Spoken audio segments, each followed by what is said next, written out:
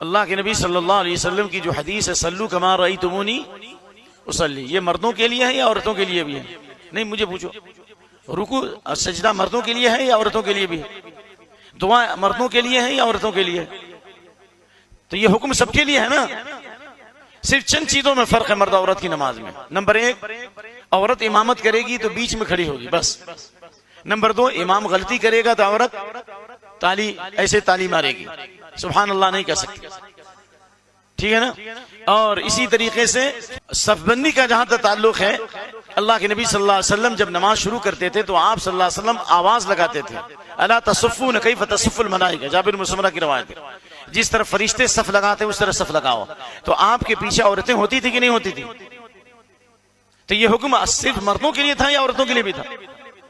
ایسی بات، آپ صحابہ نے پوچھا کیسے فرشتے صف لگاتے ہیں؟ کہا یتمون الصفوف الاول ویتراصون فی الصفوف، پہلی صفوں کو مکمل کرتے ہیں اور شیشہ پیلائی دیوار کی طرح مل کر کے کھڑے ہوتے ہیں۔ یہ حکم مردوں کے لیے بھی تھا اور عورتوں کے لیے بھی تھا۔ نمبر 1۔ نمبر 2، مرد عورت کی نماز میں جو فرق کرتے ہیں کہ مرد کے بیٹھنے کا طریقہ الگ اور عورت کا طریقہ الگ ہے۔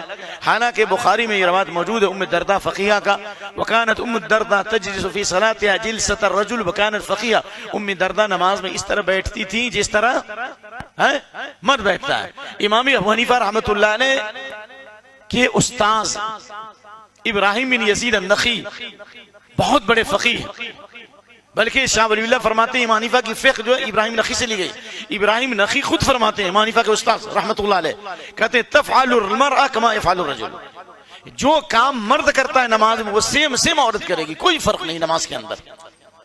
لہذا سب بندی جس طرح مرد کرتے ہیں عورتیں بھی کریں گی، لیکن ایسا بھی نہ ہو کہ اتنی سختی کرتے ہیں بعض لوگ کہ بالکل پوری نماز میں غرباء اہل حدیث کی طرح سے۔ آپ غرباء اہل حدیث کے پیچھے نماز پڑھیں کہ نہیں پڑھیں؟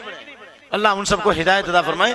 اتنی شدت اختیار کرتے ہیں کہ پوری نماز میں ہی پاؤں پھیلاتے رہتے ہیں، ایک دم پھیلاتے۔ ارے اللہ کے بندے، آپ کے کندھے کی جو پوزیشن ہے اسی پوزیشن میں پاؤں کو رکھو، کندھا ملے گا تو پاؤں جہاں تک ملے گا۔ لیکن پوری نماز میں پاؤں کو پھیلاتے رہو اور دھکا دیتے رہو، یہ شریعت کے مطابق نہیں ہے۔ نماز کے آغاز میں سب بندی کی جائے گی، بیچ میں بار میں دھکا نہیں کیا جائے گا۔